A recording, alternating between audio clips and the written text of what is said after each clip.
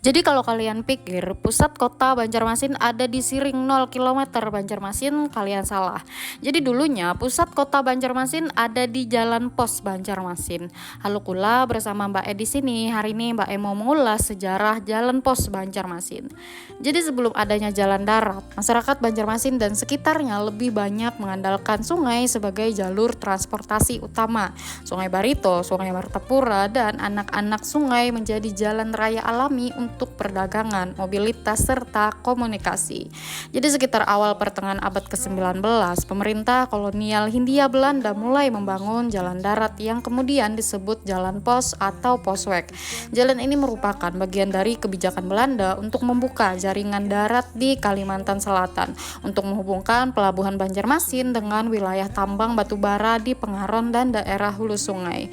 Disebut Jalan Pos karena awalnya dibangun untuk lalu lintas pos dan administrasi pemerintahan kolonial. Selain menghubungkan kota-kota penting, jalan ini juga membuka isolasi wilayah pedalaman dan menjadi jalur ekonomi baru.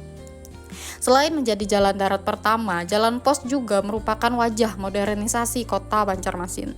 Jadi sejak masa era kolonial, Belanda mulai memperkenalkan modernisasi Eropa di Banjarmasin seperti membangun pusat hiburan, membangun tempat lokalisasi pertama di Banjarmasin, membangun hotel, membangun bank Belanda, dan kawasan inilah menjadi pusat peradaban maju kota Banjarmasin.